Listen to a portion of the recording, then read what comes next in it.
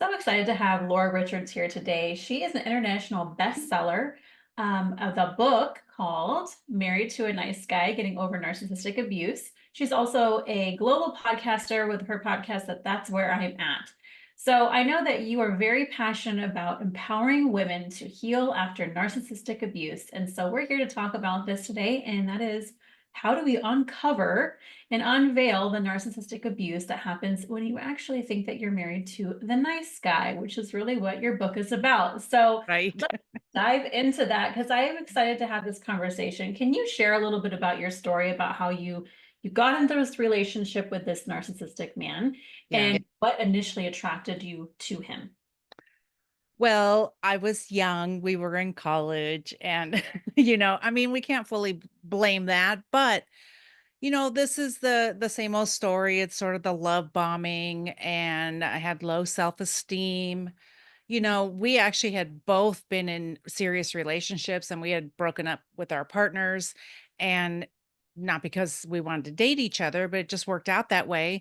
And well, I know it's probably part of the plan, what he was doing because we were all friends and whatever. And so, we met in college, and that, I don't know, I was very unsure, very low self-esteem, and he wanted the same things I wanted. And he flattered me and he showered me with amazing words and everything else. And it was just really fast, really Mhm. fast. And so, but it's what my, little aching heart really wanted. It needed to be filled. So yeah, I know. Yeah, I know it is the story I think of every woman that's gotten into an abusive relationship though. Yes. There's just this void that needs to be filled within us because we never loved ourselves or we never were taught Mhm. how to love ourselves is more like Right. it. And so I think that's a lot of the reason why we kind of get trapped in these type of relationships. Hmm. So let's talk a little bit about, you obviously felt like you married the nice guy, Yeah. but what were maybe some of the signs, like looking back in the past, right? What are some of Yeah. the signs or maybe the red flags that you just completely ignored and you're like, I'm not seeing anything. He must be the right guy. Right. Exactly. Well, when we first got married, and even in the relationship, excuse me, even looking back, look, I didn't see them at all, but now I see them, right? And so some of the things I mentioned where it's this really going really fast, especially since we were both engaged before. And so it was like, I don't want a long engagement. I really just want to, that kind of thing. And we knew each other as friends. And so it was very fast. And so look, that didn't seem like a red flag to me. That just seemed like I'm getting swept off my feet. It's the fairy tale. It's what we've all dreamed of, you know what I mean? And so sadly, it doesn't look like red flags because there's not like he wasn't physically hitting me. Okay, this was all psychological abuse. And so it's very hard to see it because it's so incremental. I didn't stay 33 years for fun. I didn't stay just because. And Mhm. so that's what I see looking back is the relationship was great, but it was very fast, it was very short, and then we were gonna start our lives. And it wasn't until after that that I started to see more things that were really cutting into my already low self-esteem. And what were those things? Let's just kind of pinpoint those if you're Yeah. comfortable talking about those things, just for the audience, so that you know if maybe they are still kind of in a space where they're not sure if they're in abusive. Yeah. But what were those things that were popping up to erode your self? Yeah. It's always the walking on eggshells. After a while, it seemed like everything I asked for or everything I talked about or wanted to bring up, it was a problem or it was my fault. And it was also very much that why do I worry about everything? If you wouldn't worry about these things, then I wouldn't have to, it's all for them to not take accountability. So they turn it around so that they make you out to be the toxic one. They make you out to be the problem just because you're asking a question, about anything. Everyone has issues in their relationship and you should be able to talk about them. So I just remember thinking back, I just spent my life in anxiety. Walking on eggshells was the biggest thing. I never thought that I could do anything right. And when you're already having low self-esteem, you don't feel like and he would not only say I wasn't doing it correctly, because they do say that, like, well, I wouldn't have done it that way, and you're doing it wrong, and you're thinking about it wrong.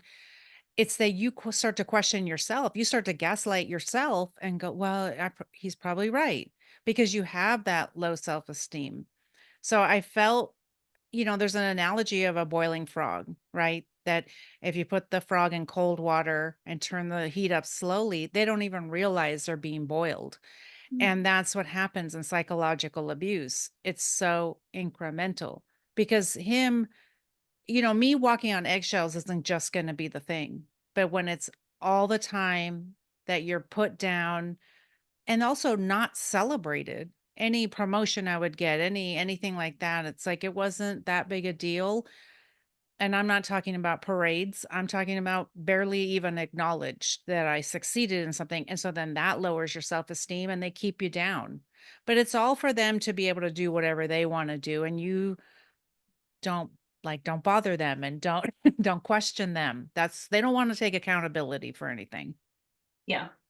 I think that's some perfect red flags there to talk about because you're right. Psychological abuse is so insidious, I always say, because Yes. it is it's not tangible, right? You can't Mhm. actually physically see it like physical abuse or, Yeah. or verbal abuse, even you can see that, right? Psychological abuse is something that you're not really even knowing that's happening. And Yeah. that's why when you say like you're unveiling the narcissist, itself, Yeah. that's what it is. Like you start to kind of have this like aha moments and like, well, wait a second, that's not normal, right?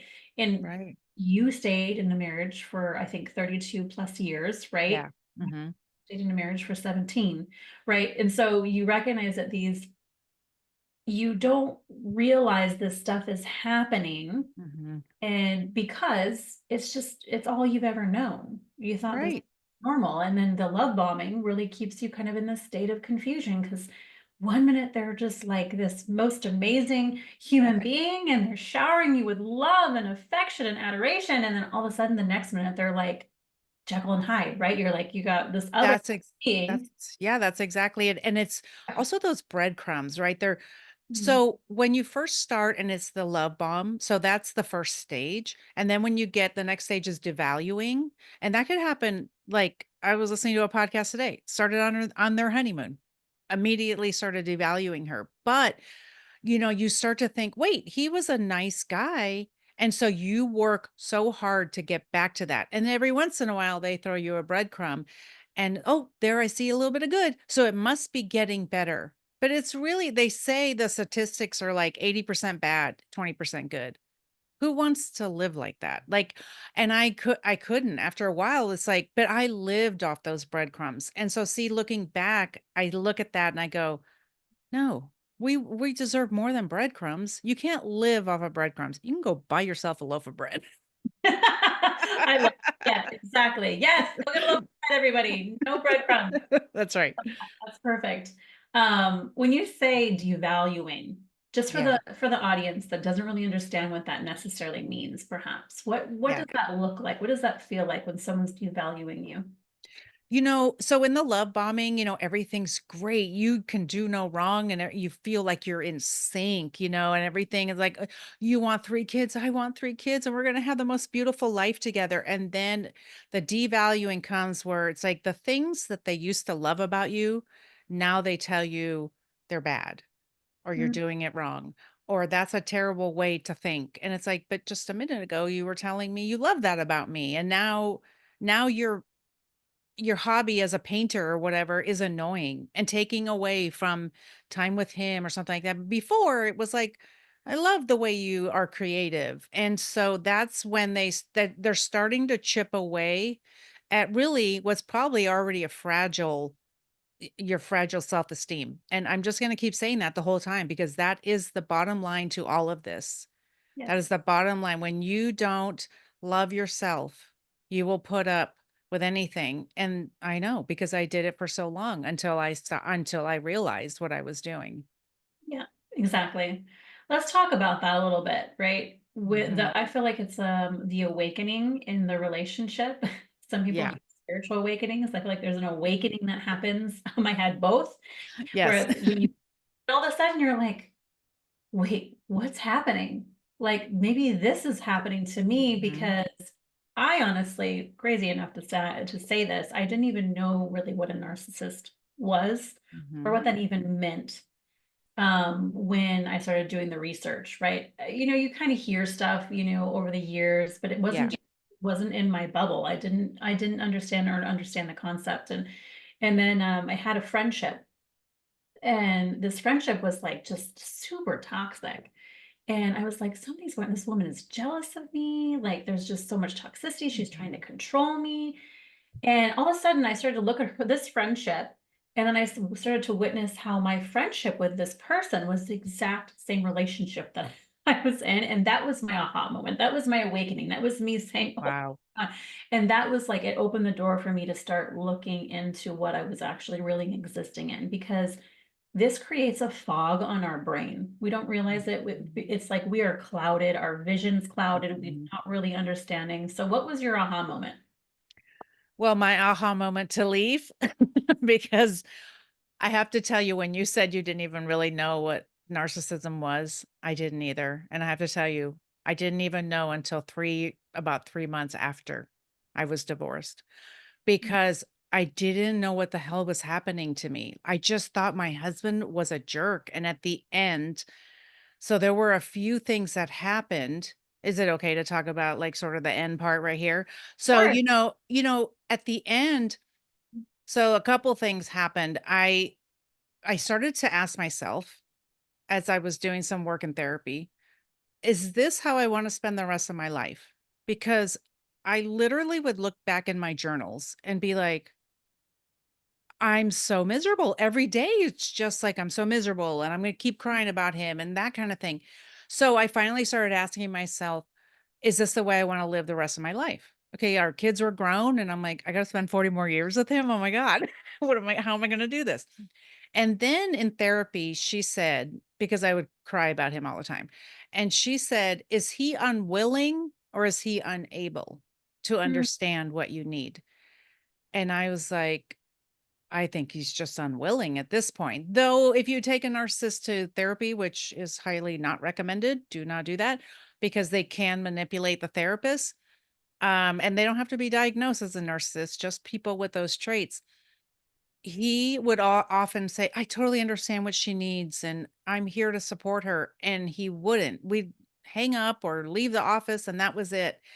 And so she had to keep telling me that. She asked me that like almost every week. It was like, is he unwilling or unable? And I was like, he's unwilling. I don't know. I can't do this anymore. So I was actually going to leave, but in domestic abuse, it actually takes about 7 tries before a woman actually leaves. So, yeah. that's probably what I went through. I said I was gonna leave to my therapist, like, once a month. I just kept saying, "I'm gonna leave next month. I'm gonna do it," but I was never brave enough, and then if you think about it, you like you were saying, you're in a fog, right? When you're in abuse, your brain is mush, and you can't think straight. And also your body gets into that, that flight, fight, or freeze. Your body gets into freeze because they've taught you and they've conditioned you that every decision you make is wrong. So you don't even trust yourself anymore to say, I need to leave this marriage. And being together 33 years and all that. And, you have societal factors and, religious factors and all that stuff. And they all start to, cohabitate in your brain and really influence your decisions. So that was really hard. But I finally had to say I was done.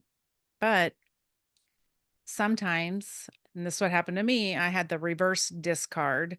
He actually came in the room one day and said, is this the way our life is going to be? You should tell me you're done.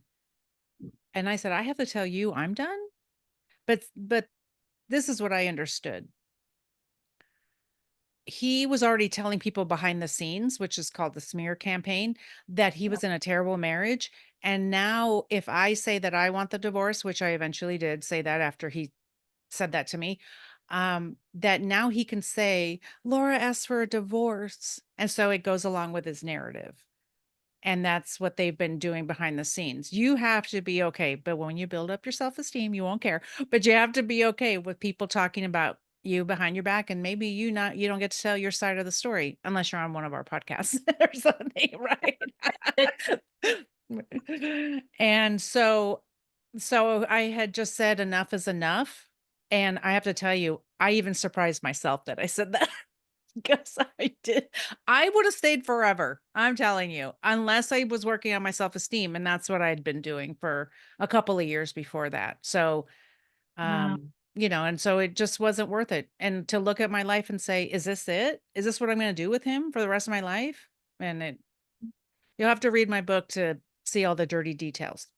Yeah, sure. Yeah, to get all the nitty-gritty and all of the things that happen, right? Because it's true. It's recognizing, we can stay stuck. And I liked how you talked about that, like when you were stuck in those trauma responses, because you're Yeah. right. Your brain is been distorted and you are not Right. able to think clearly because narcissistic abuse causes dysregulation. It causes Yeah. system dysregulation. It causes fear. It causes unsafeness. It causes, so many of these things in our bodily responses. And that's why a lot of the Mhm. times they've even had scientific studies on this that women that have been in abusive relationships manifest physical symptoms Yes. because of the abuse that they have endured for long periods of time. And that's why a lot of the Yeah. times they're seeing women with autoimmune disorders. They're seeing women, Mhm. with high anxiety. That was me. I had extreme, Me extreme. too. Yeah. And so it's like it's just recognizing that these things happen because we've been dysregulated from walking on eggshells, which keeps us in that fight or flight. Like, oh, I don't know what's going to happen. What mood is he going to be in today? Like, what's going to happen now? Right. Like, Yeah. is he gonna hear me? Is he gonna listen to me? Am I gonna have to cry myself to sleep again? Right? Like, there are these things that are happening that are creating this dysfunction within us. And Mhm. it's no wonder we can't think clearly. It's no wonder that we can't see what's Right. really happening to us. Right. Right. And it's okay to be in that, where you're scared or you're in that freeze mode. That doesn't mean it's wrong to want to leave. It just means, like we're saying, like your body's dysregulated and you're just stuck in that. And that's okay. And that's why I was really surprised that I said, I'm done. And I left the room, because I couldn't believe it because I wasn't stuck in that freeze mode. Like I could not make one more decision. I couldn't even say give a yes or no decision. He would really metaphorically beat me down for even a yes or no decision. You didn't say yes fast enough. You didn't say no fast enough. And he would say, "Well, I guess you don't really want to go because you didn't say yes fast enough." And it's like nothing was ever right. And it's like I couldn't live my life like that anymore. I couldn't. Cuz he didn't have to hurt me. I would have done it myself because I didn't want to be alive at that point Mm. because I was so unbelievably miserable in that marriage that I would have done it myself. And let me tell you, a lot of women do, and they don't care. The men don't, or we're just talking men and women right now, but they don't care. The narcissist doesn't care. You're out of the picture. They're good.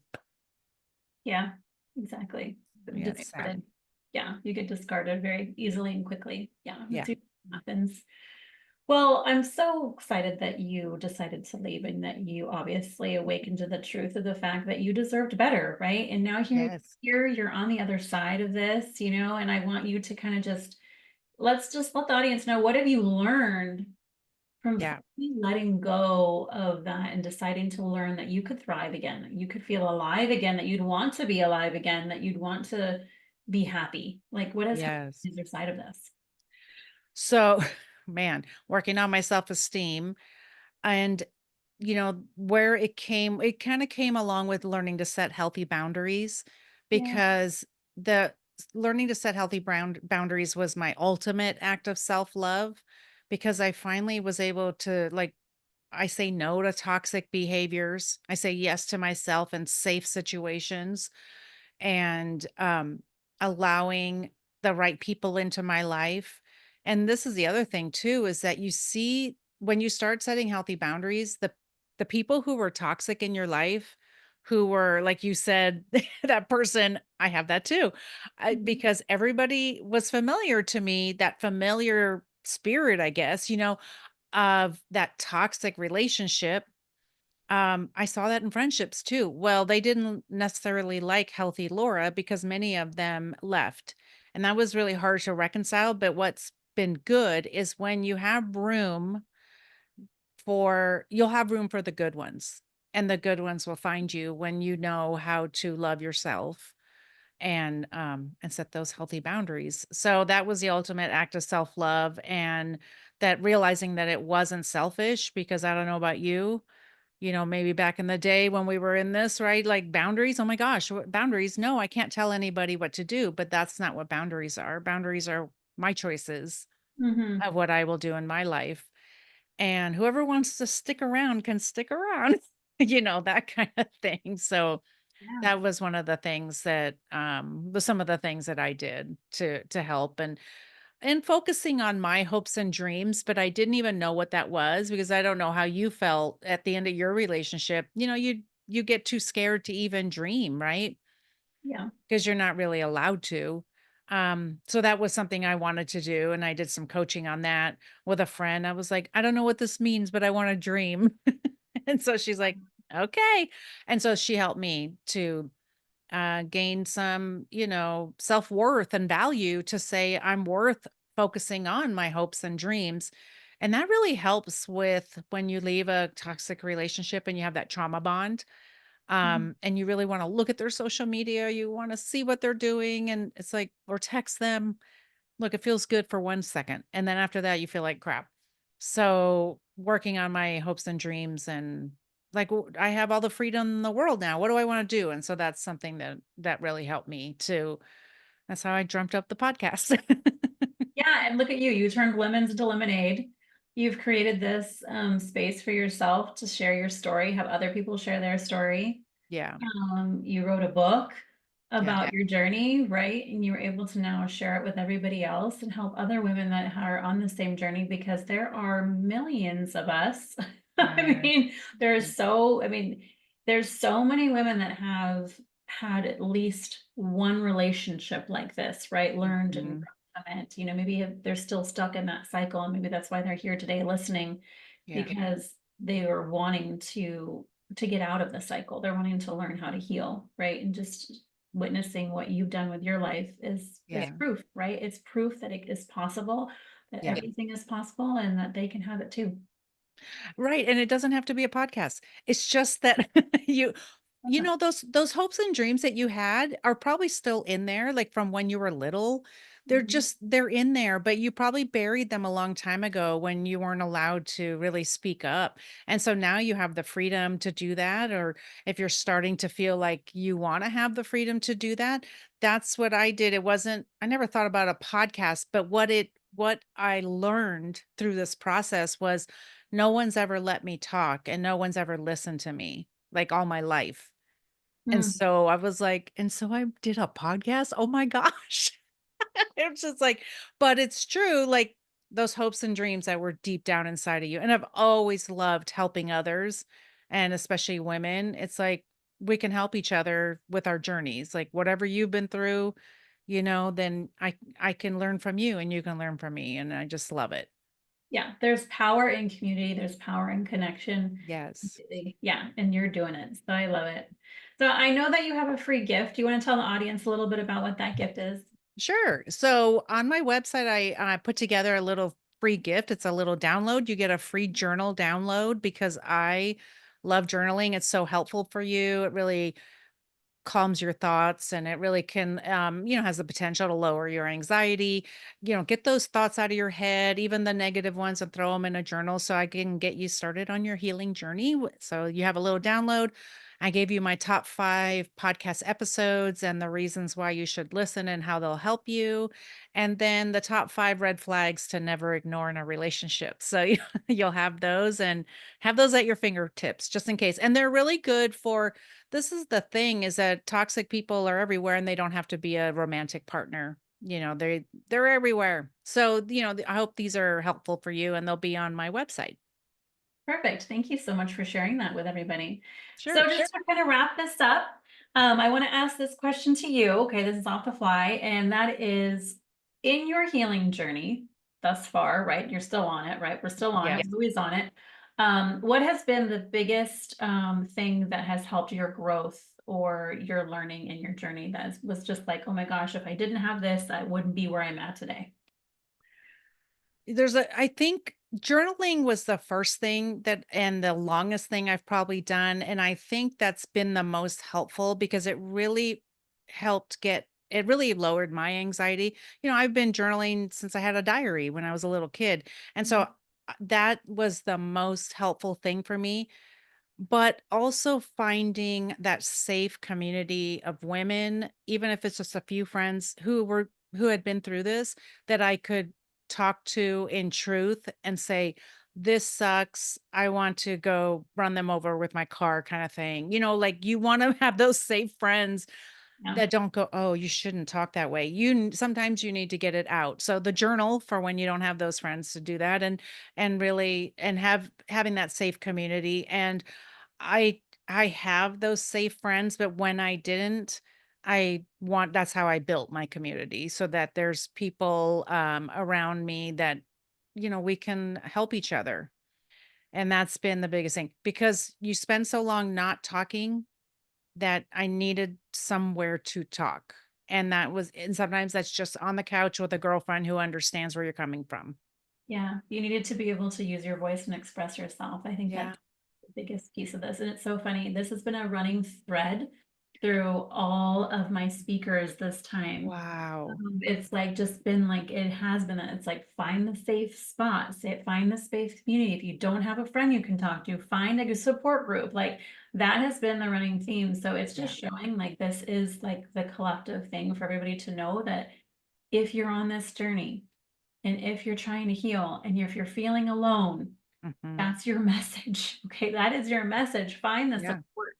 Get the support that you need. You do not need to do this alone, right? You don't. That's the biggest thing is that you're not alone. Unfortunately, there's many of us and there's so many. So go looking for them because those safe people and that safe community is out there. Just start looking because they're there. That's how I found them. I just started looking. You find the ones that are not so safe and then but the majority I have found have been really safe. So it's been good. Well, yeah. Well, thank you for sharing all your wisdom here today and all your knowledge. And everybody that you know that you can go and find her on her podcast. You can go and read her book, go and grab her free gift. This is going to be the spot where you can start to begin your healing journey. So thank you again for being on Thriving After Abuse Summit.